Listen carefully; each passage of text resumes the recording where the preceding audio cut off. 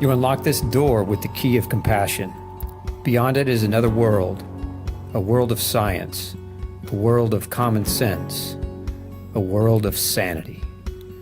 You're moving into a land of both empathy and ethics, of nutritional knowledge and empowerment. You've just crossed over into Dr. Osborne's zone. Hey everybody, welcome to Pick Dr. Osborne's Brain.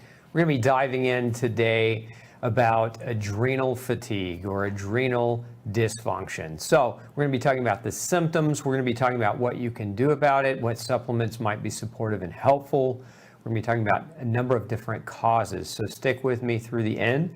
If you've got questions specifically regarding adrenal gland fatigue, make sure you go ahead and get those typed in now. I'm going to answer as many as I can as we get to the end of the show. So without further ado, let's jump into this crash course on adrenal dysfunction. So first, I think it's important that you understand what the adrenal glands are. We hear this term adrenal fatigue or adrenal burnout. In the medical community, the term adrenal fatigue or adrenal burnout is oftentimes laughed at. It's oftentimes considered to be a fallacy or a kind of one of those purple unicorns, so to speak, a thing that doesn't exist that people just kind of make claims that they have. But in reality, adrenal fatigue or adrenal burnout is a very, very real issue. And so let's first talk about the adrenal glands themselves. So if we look at this diagram, you can see here the kidneys. On top of your kidneys sit this triangular shaped organ.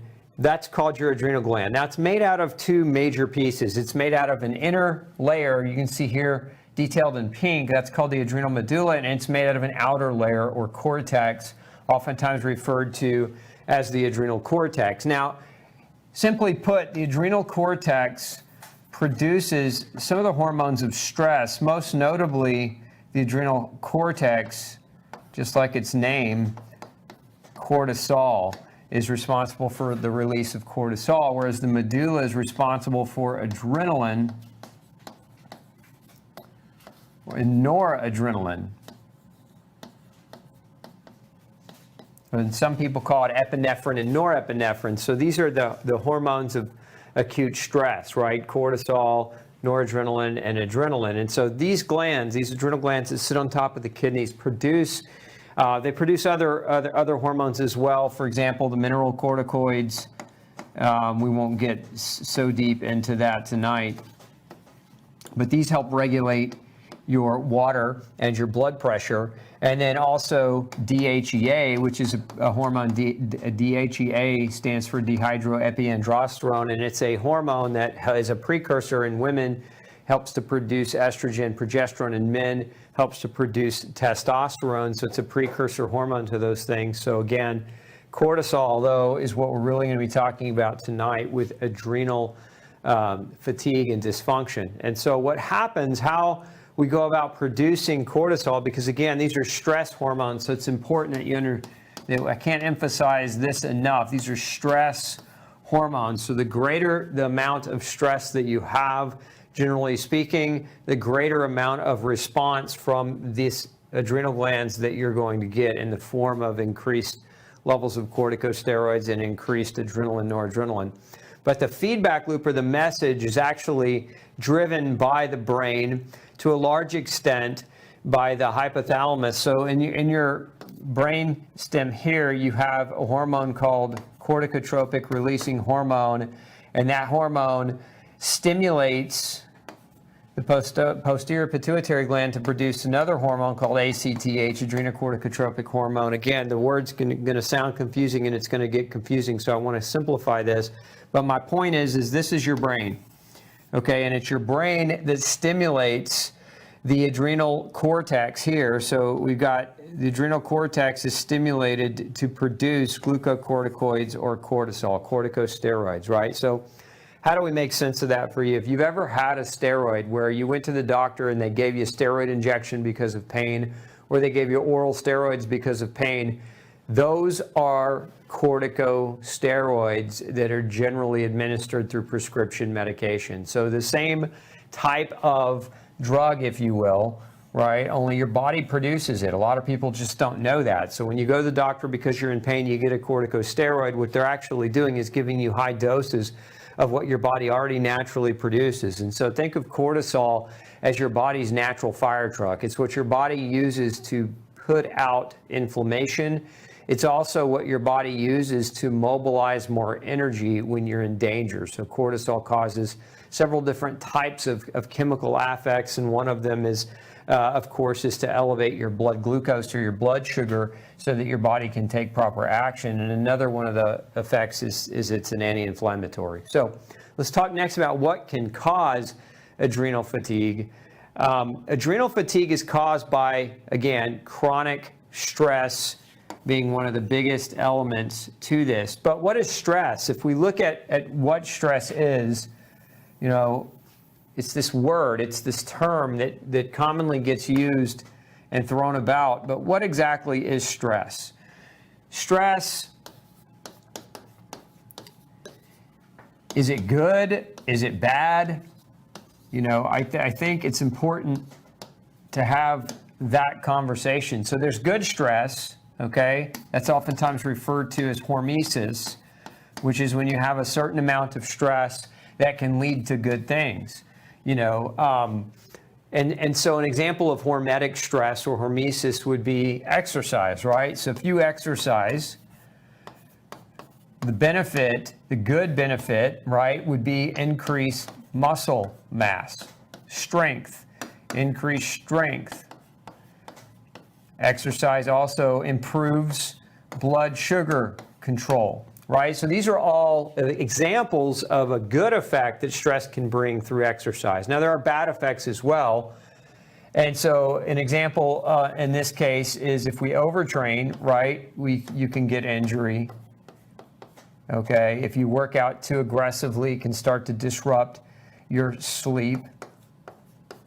It can lead to hyperinflammation and all the consequences of that. So think of stress as being both good and bad. And really, you know, if we want to really think about it, it's a scale, right? On one end and on the other end, you want good stress and you want bad stress to kind of counterbalance each other. You don't want one to be higher than the other, because it's when that happens that we get thrown into this chronic state of stress where overall our bodies start to stimulate the adrenal glands to produce more and more stress hormone, i.e. cortisol, right? So I gave you an example. So chronic stress could be any of these things on this board here, right? So chronic stress could be a chronic infection, right? So one of the things many people are talking about right now is the long C, right? The long viral infection. That's chronic, right? But there are plenty of other examples of chronic infection. There's Lyme disease, a perfect example of a type of chronic infection. Some people have candida overgrowth or candidiasis that's pervasive, then it's chronic, right? So there are a lot of different examples of how chronic infections can create an overstimulation of the immune system, causing increased stress over time, right? We also have hypoglycemic states. So where this is an example of good and bad stress, because if your blood sugar drops too low, it's good that your body stimulates cortisol release to help dump sugar back into the bloodstream. But if your blood sugars are chronically low all the time, then that's not necessarily good, because too much cortisol can start to create problems. So again, it's about the balance between the good and the bad.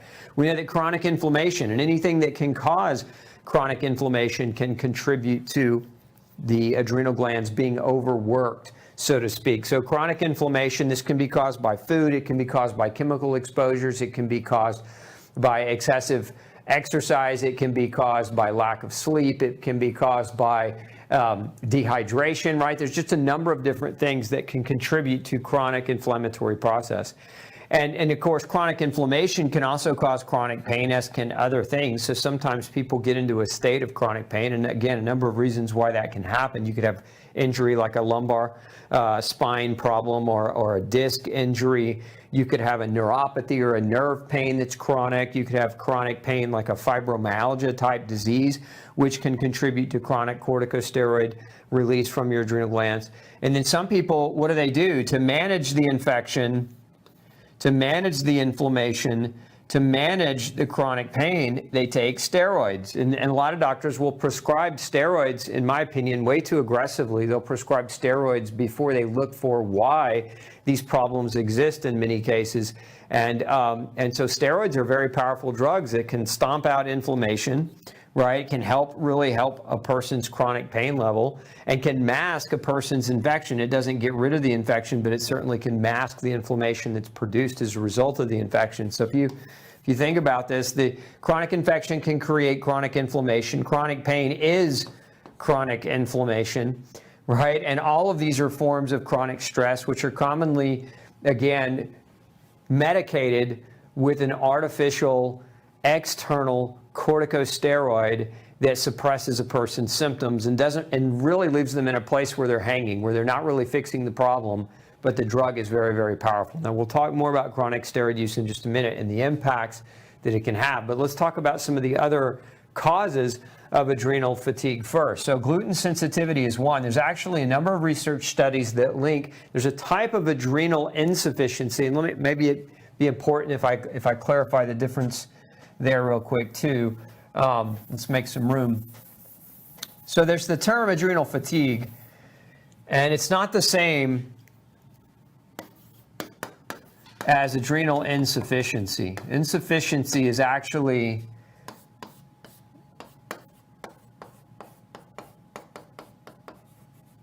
a medical term, oftentimes referring to as Addison's disease. Now, Addison's disease is an autoimmune condition that leads to hypoadrenalism, or your adrenal glands start to shut down and they're not actually properly producing adequate amounts of stress hormone. This is largely associated with celiac disease, meaning many with celiac disease also have Addison's and vice versa. Many with Addison's also have celiac disease. And one of the prevailing thoughts is that people with Addison's should be investigated whether or not they have celiac disease and embark upon a gluten-free diet. Because if you have Addison's, there are case reports, numerous case reports in medical literature that show that individuals with Addison's going on a gluten-free diet see their Addison's disease improve. And I've seen this actually in my own practice a number of times, where people with prior being diagnosed with Addison's found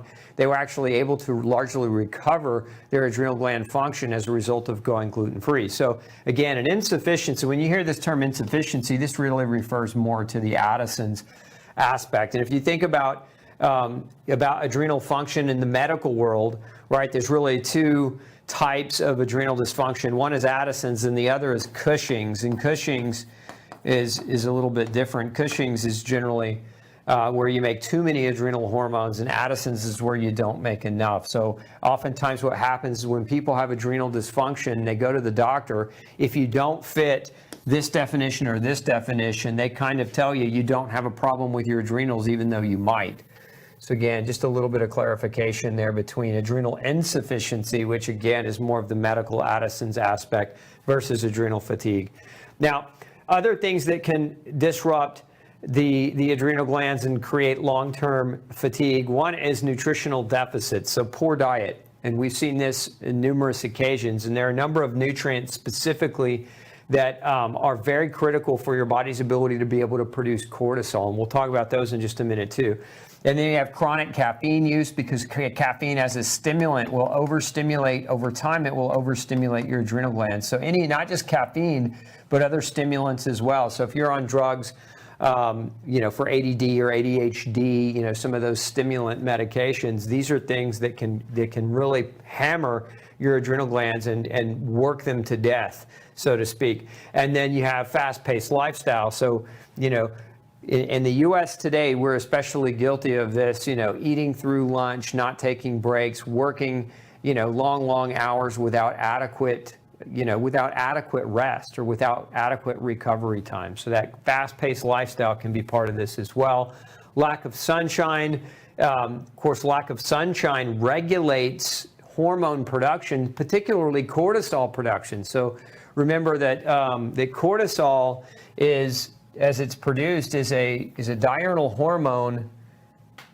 Let me make some room here, and we'll talk about that a little bit too. But cortisol is part of how cortisol is produced is through light. It's through predominantly sunlight. And there's a balance between cortisol and melatonin. And when you get, especially morning time sunlight exposure, your body does really better at producing melatonin in adequate quantities to counterbalance cortisol. But if we look at cortisol and melatonin, so cortisol is supposed to be in the morning time. So if this is, AM, and this is lunch, and this is afternoon, and this is night, we look at, where does cortisol, how's cortisol produced? So in the morning time, cortisol is at its highest. Okay, and then as the day goes on, cortisol drops a little bit. And then as we get into the afternoon hours, cortisol drops a little bit more. And then as we get to nighttime, cortisol drops to its lowest point. And so it almost follows like a lazy curve, right? This lazy curve. This is what a cortisol curve looks like. So cortisol is not something that you can go to your doctor and have measured. A lot of times the doctors, they'll measure your cortisol, they'll draw your blood, right? And they'll measure this moment in time right here, but they don't measure these other moments in time. And it's very important to understand because cortisol follows a pattern. If you don't measure the different aspects of that pattern, then you could get a very misleading morning cortisol. It's not uncommon to see morning cortisol be normal, but to see the afternoon cortisol be too high, right? But if you're not measuring it, you never know. So like instead of the curve looking like this, sometimes what we'll see is the curve will look like this, and then it'll actually shoot up, and then it'll kind of drop at night, but it'll still stay high. So like you can get a curve that looks very, very different. And the problem with this is this would be an example of cortisol overall that's too high throughout the course of the day. And why is that a problem? Because when cortisol is high, if you have high cortisol elevates your blood sugar. And this is over time. So if this is happening consistently day in and day out, this is what will happen. It elevates your blood pressure, okay? And high cortisol over time reduces your muscle. So it actually eats through muscle, and high cortisol over time reduces your bone. That's why if you've ever taken cortisol or gone to your doctor and they prescribed it to you, usually they don't just say, here's cortisol, take it forever.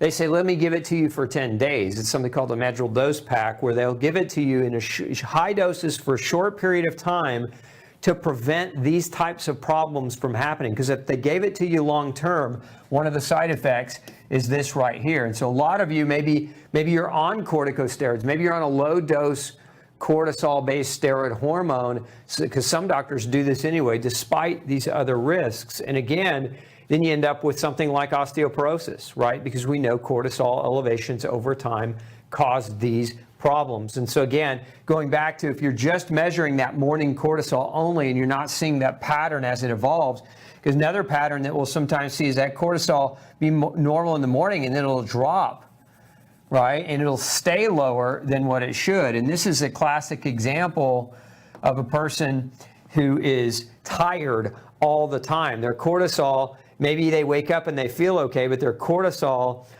drops to such a great degree over the course of the day, they're tired all the time. Other patterns that we'll sometimes see, again, if you're measuring it in the morning, sometimes we'll also see a pattern where it is low in the morning, and that might be helpful, but again, it's only one reading. And so it'll be low in the morning and it'll spike at noon, and then it'll come down again in the afternoon, and then it'll go up again at night. And so what happens is you're tired in the morning when you're supposed to have energy, and then you're wired at night when you're supposed to be able to go to sleep. And so sometimes we refer to this up-down pattern with cortisol as wired and tired. These individuals when they're supposed to be energetic, they're not, and when they're supposed to be sleepy, they're not. And so then a lot of times they evolve their mind if this is happening to them over time, and they think that they're a night person, right? I'm just a night person. That's just who I am. You're not a night person.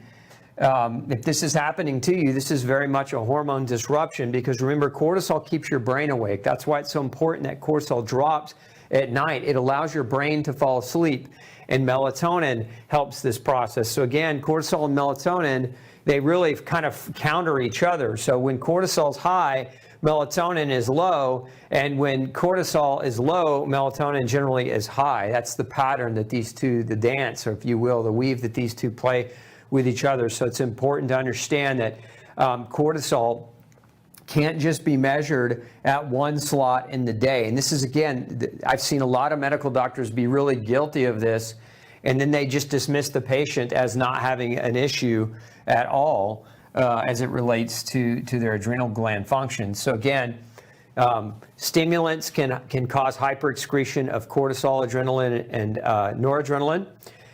Chronic, and I said as well, chronic prescription stimulants. Lack of sunshine for that reason. Sunshine balances, helps with melatonin regulation. And then we get lack of sleep. That lack of sleep can really affect how your adrenal glands are capable of functioning. They need that recovery at night. And if you're not sleeping to get that recovery, you're going to develop, long term, you're going to develop this adrenal fatigue issue. So these are all causes. So these are all, what's good about this chart is that you can change any one of these things, right? You have this freedom of choice to do any of the things as it relates to this list. So like if you have a chronic infection, you can make a choice to visit a doctor to get a diagnosis and to get it treated. If you have hypoglycemia, you can make a choice around eating.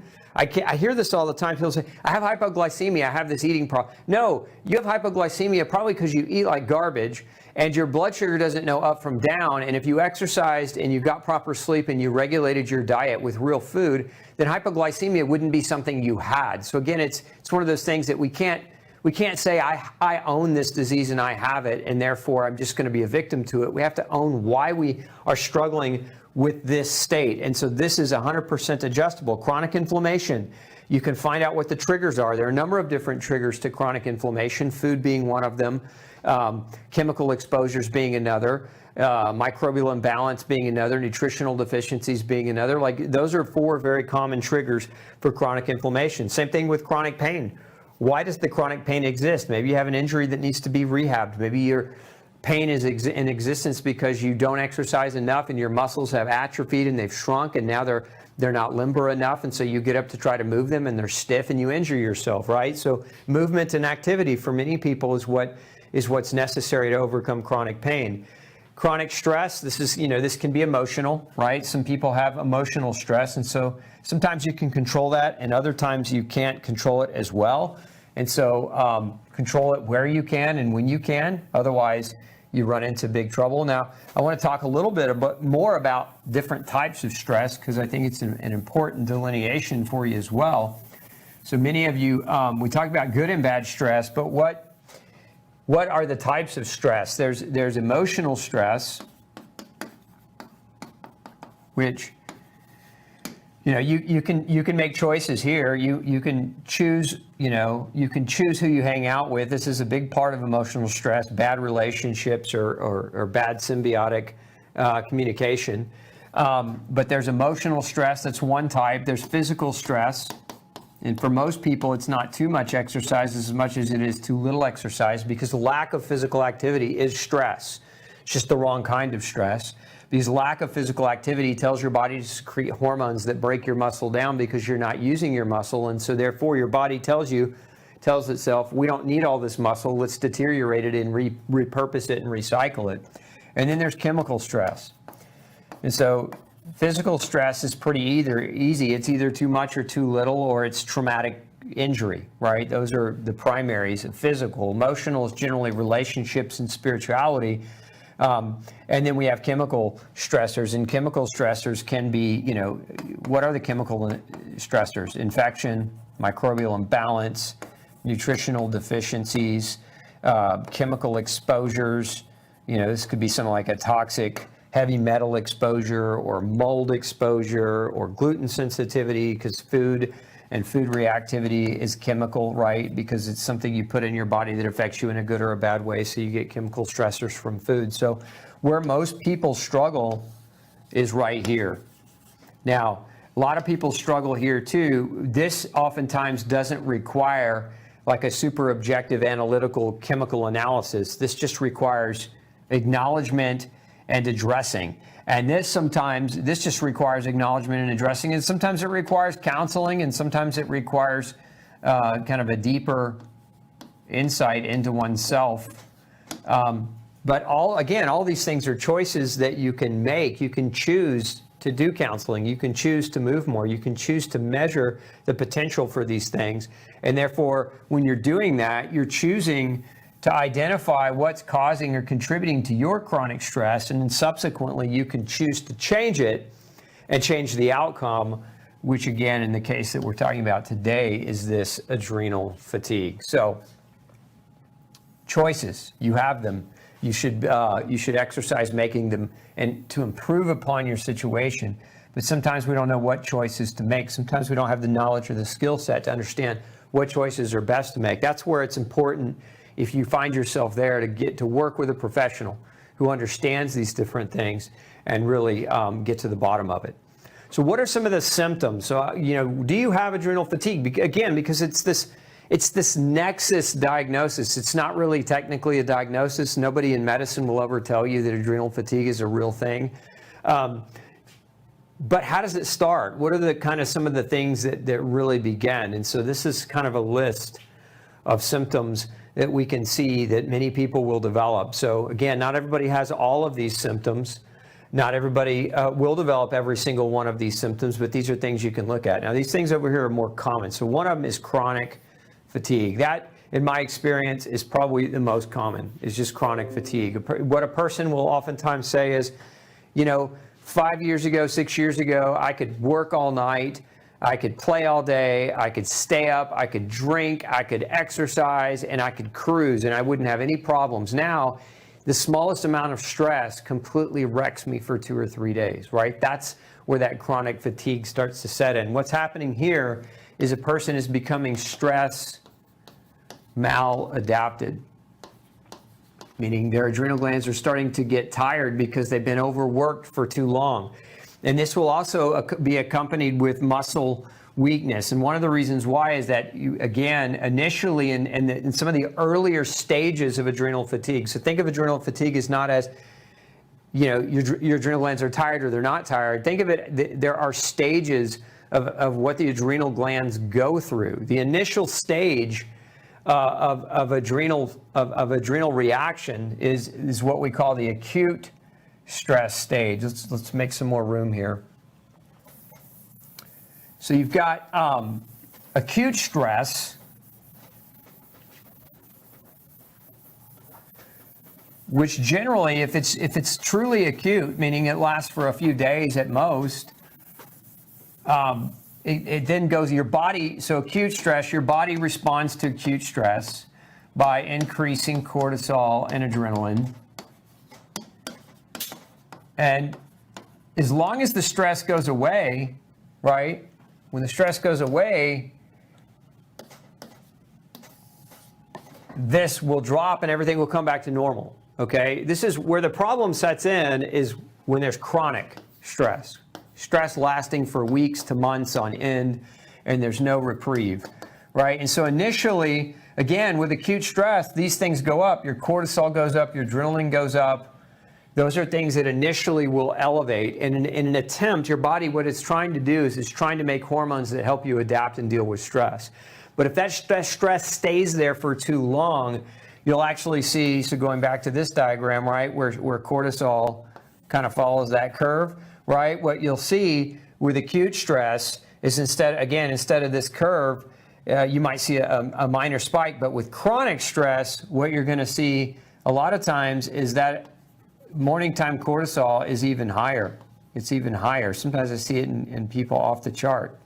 And then we might get where it drops, and then we might get a spike in the course of the day. So you get instead of like the smooth downward trending curve, you might see it drop and then spike back up and then kind of drop again. Like that's a pattern. So there are different patterns with chronic stress, and so it's because your body is trying to adapt to the stress. So the longer it's there, your cortisol levels will start to yo-yo and they'll start to seesaw. And as that happens over time, initially that cortisol, that adrenaline are high, but the longer this goes on, beyond the with the chronic stress, the longer this goes on, these hormones will then they will really start to plunge, right? So instead of being high, they'll really start to plunge, and then you won't have adequate cortisol. And when you hit that point where your cortisol's on the floor, maybe your cortisol, instead of it being way up here and curved like that, it's just kind of flatlined, right? At the different times of the day, it doesn't really change. There may be a 5 to 6 point differential in these as opposed to a 10-point differential. But this is more of a flat line, and this is when you're in bed all day. This is when you're tired all the time. This is when you wake up after sleeping for 8 or 9 or even 10 hours, and you still wake up tired, and you have a hard time peeling yourself out of bed. That's chronic stress, right? And this can take, depending on the person, there are a lot of variables here because it depends on how well a person eats, whether they exercise, get sunshine, whether they go to bed on time, whether they're dealing with a lot of job stress, whether they're dealing with a lot of relationship stress. So like a lot of it is dependent on multiple factors, which can make it challenging and hard. But ultimately what happens, that person loses their ability to adapt to stress because they are flatlined. This is, again, that stress maladaptation is because they flatline out their cortisol. They can't get a boost out of it, and so they can't function. And this is, a lot of times where people, again, chronically, they're in bed. They don't want to get out of bed. They have chronic fatigue syndrome, CFS. They have muscle weakness. Their muscles are deteriorating. They're in bed. They're tired all the time. They're not exercising at all because they can't tolerate it. So exercise intolerance is a very common symptom of adrenal fatigue. And then we get, we can get abdominal pain. And one of the reasons why they get the abdominal pain is because chronic stress hormone production and chronic stress shuts down the gut. It shuts down the motility. It shuts down how well you digest. Chronic stress reduces gastric acid secretion, reduces enzymatic production, so enzyme production by your pancreas and by your GI tract, so you don't digest your food as well. So now your food sits inside of you and it kind of rots inside of you, and that can lead to a lot of abdominal symptoms and pain. We also get weight loss initially, right? So in an earlier chronic stage, so again, this is where there's nuance to this, and so before you're completely maladapted to stress, there's a stage where it's predominantly, I'm tired all the time, but it's not weight loss, it's actually weight gain. Because initially, remember what I showed you a minute ago with that cortisol curve. Initially, let's move this out of the way again, you might be in a state of earlier chronic stress. Again, there are levels of chronic stress where your cortisol is way up here and it's staying higher. It's dropping in a normal type of pattern, but overall you're producing more of it to cope and adapt to the stress. And remember that too much cortisol, what does it cause? It causes muscle loss. It causes bone loss. It can elevate your blood sugar, right? Which leads to weight gain. So this is part of the, kind of an earlier, think of this as an earlier stage of the beginnings of adrenal fatigue, but multiply that over months to potentially out to a year, and that weight gain starts to deteriorate because you're losing muscle mass, you're losing bone mass, your appetite's not there because you just don't want to eat. And that's where this really starts to kick in. So a lot of times, again, earlier stages, we'll see weight gain, and then subsequently weight loss will come after that. And then these are some of the additional possible symptoms that we'll see sometimes people will manifest with: nausea, vomiting, diarrhea. So again, what are these? These are all GI symptoms. Your body's saying don't eat. We don't want the food because we're not doing anything with it because the stress hormones are shutting down the digestive tract. And so your body's trying to reject food. lightheaded when standing up because, again, chronic stress can affect your blood pressure through mineral corticoids and hormones like aldosterone, irritability and depression, joint pain, severe salt cravings. I hear this a lot. People crave salt. This is especially true in the later stages of adrenal fatigue. And then we get low blood sugar. Initially, it's high blood sugar, but over time, the blood sugar levels become hypoglycemic because people can't regulate how they're processing carbohydrates, and so they can't make energy from the food they're eating. Irregular menstrual cycles or no menstrual cycles, the chronic stress will shut down sex steroid production, and no interest in sex, so libido on the floor, and severe enough, you get darkening in the folds of the skin, so like in the elbows, the backs of the knees, the back of the neck, that skin will start to turn very, very dark, and that's not a good thing. That's a later stage. So problems with chronic stress. I've mentioned this a number of times, and this is where a lot of people are symptomatically. So it's these problems with chronic stress, and so some of the most commonly reported symptoms before a person gets that adrenal fatigue label, right, are these things start to happen. Okay, and we mentioned fatigue, we mentioned weight gain already, is water retention, right? If you've ever taken a corticosteroid, like the drug from the doctor, whether it was an injection or whether it was oral, one of the first things that happens is you put on like 5 to 10 pounds, and that's water weight retention, and that has to do with the electrolyte balance. And so a lot of people will actually be packing 10, 15 pounds of extra water when they've been chronically stressed because they're making their own steroid, right? And they're storing that excessive water. Muscle loss, bone loss, I mentioned. Elevations in blood pressure and blood sugar, and low libido, also mentioned as well. So again, why does chronic stress cause these things? Because chronic stress drives up cortisol. That's what you do not want. You do not want your cortisol to be high. And remember, what is chronic stress? It's lack of sleep, it's diet, it's infection, it's all the things that we talked about that can drive the stress response. So it's important that you have a plan, right? Because if this is you, if you're here already, what's your plan to get out of here, to get away from this? You have to have a plan. What's the old saying? Failing to plan is planning to fail. And so for many people, the plan should look, before we get to this slide, I really want to talk about more of the plan as you should be thinking about it, right? So number one, sleep often. Sleep a lot, okay? When you're in adrenal fatigue and you've been struggling with it for a while, the regular 8-hour time framing around sleep is not, in many people's cases, effective enough. So we've got to get sleep, and this includes naps.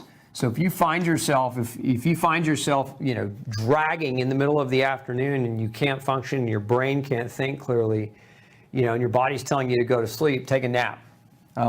We have this in America, we have this guilt complex around taking naps. We think somehow if we take a nap, indicates we're lazy or inadequate as a person. But nap is just nap feeling tired around the noon time is just your body's way of saying go to sleep. Now, a lot of cultures take naps anyway. They take a 20-minute siesta after eating, and the reason why is they just dumped a bunch of food in their GI tract.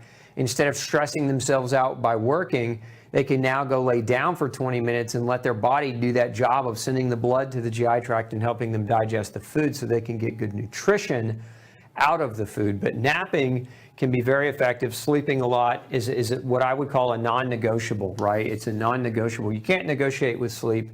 You can't barter with it. You can't argue with it. You need it, and you need to make sure that you're getting it, especially if you suspect that you're in a state of adrenal fatigue. Number two is avoidance. What does that mean, avoidance? Avoidance of the things that you know are triggers, are your stress triggers. So avoidance could be food. And this is one of the things, if you don't know, get it measured. Get it tested. Because if you don't know, food could be your best friend or food could be your worst enemy. But if food is your worst enemy, remember the act of eating is designed to nourish the body. But if instead for you, the act of eating is causing inflammation, then it's just driving that stress response. So you really want to understand. One of the more common food elements here is gluten. If you don't know whether or not you need to go gluten-free, take our quiz. It's simple, it's free. I'll put a link into the feed for you where you can take that. And if you want to dive in deeper, you can do genetic testing as well. But avoidance of food, also avoidance of chemical toxins. You know, we live in this polluted world, and many of you have traded your health for the convenience of that world. And so, you know, examples of chemical toxins would be plastic water bottles, right? It's very convenient to be able to buy that and drink out of that plastic, but that plastic is a chemical toxin. That phthalate, even the BPA-free water bottles, there are phthalates in those water bottles that act as pseudoestrogens and chemicals that can stress out your endocrine system. So get rid of that stuff, right? Drink out of glass. Ideally, filter your water, filter your air. These are chemical toxins. You can filter them, you can control them, you can mitigate your exposure. It's very important that you make every attempt to do that. And there are other chemical toxins. We don't really oftentimes think of EMF as a chemical toxin, but many people with chronic fatigue and adrenal burnout have EMF hypersensitivity, meaning they can't be around Wi-Fi. They can't be, if you've got that phone in your hand and you're on it all the day and you're being constantly exposed to large quantities of EMF and you've become EMF intolerant because you're stress intolerant, it can be very hard to make a comeback. So turn the Wi-Fi off at night, like give yourself time away from it. So avoidance of the things that are poisoning you, right? And then we want to embrace the things that heal us. So what is this? This can be perceived in a lot of different ways. What do you want to embrace? You want to embrace real food. Real whole food, organic food, right? Because the pesticides and the other toxins that are found in a lot of the boxed and processed foods, what are those? Those are chemical toxins, right? And your body's overwhelmed. So eat real food, not fake food. You can also embrace things like exercise to tolerance. Now, again, if you're chronically adrenal fatigued, you may not have much tolerance to exercise. All you may be able to do today is walk 800 meters to the mailbox and back. That's okay. Walk the 800 meters. Embrace what you can do. Don't be discouraged by what you can't, but embrace the things that you know are going to put you back on the right path. So again, embracing exercise to tolerance, embracing spending time outdoors, outside. Being outside is a very healing thing. As a matter of fact, it's before the drug cartels took over health and medicine, spending time outside was a common prescribing practice of doctors because they knew that spending time in nature had healing aspects, even if they didn't understand what those were. We understand them a little bit better today. Certainly there's vitamin D. We know the healing aspect of the sun as it relates to the production of melatonin and endorphins. You know, sunshine can help your brain make endorphins, which help you feel better, which can block pain receptors, among other things. So it's an easy thing to embrace that. Embrace the people around you who you know care about you, but don't embrace the toxic relationships. Like, give yourself distance if you know there are toxic relationships that you're just putting up with. Those things are going to potentiate a complete lack of response in terms of trying to recover. So you really want to embrace things that help you heal. And that's sleep, sunshine, exercise to tolerance, the right relationships, eating real food, all critical, all non-negotiable. If you don't do those things, you're going to really, really struggle to make a comeback. Now, beyond those things, there are some supplements that can be very supportive of adrenal gland function, and I want to talk a little bit about some of those. This is not a comprehensive list, so if you are thinking in your head, why doesn't he have licorice on that list? This is not the end-all be-all list, but it's a list to get you started and going in the right direction.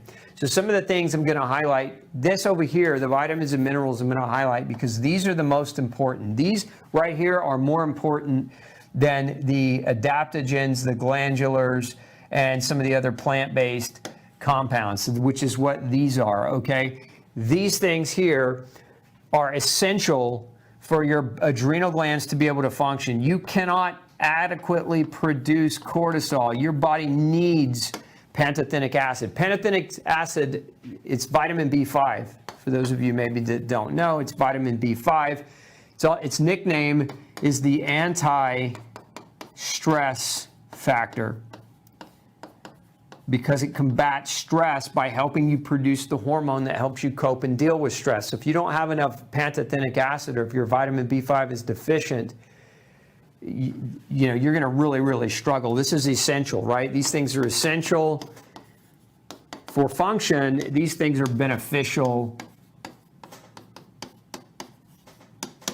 in the way that you feel, right? So vitamin C is absolutely critical. You can't make cortisol, and again, you can't make cortisol without vitamin C. So think of vitamin C and vitamin B5. That's why they're number 1 and number 2 on the list as the most important things that you could get more of. We know from numerous research studies that when stress goes up, vitamin C need goes up. And when we match stress to vitamin C intake, a lot of times we can keep people from even becoming sick. This is what we saw in the last 2 years with the intelligent doctors who were out there treating, you know, this ubiquitous virus with vitamin C. They were treating it with vitamin C, and of course the people that got that did so much better in their recovery. It's because they were matching the stress of the infection with enough vitamin C to help combat it.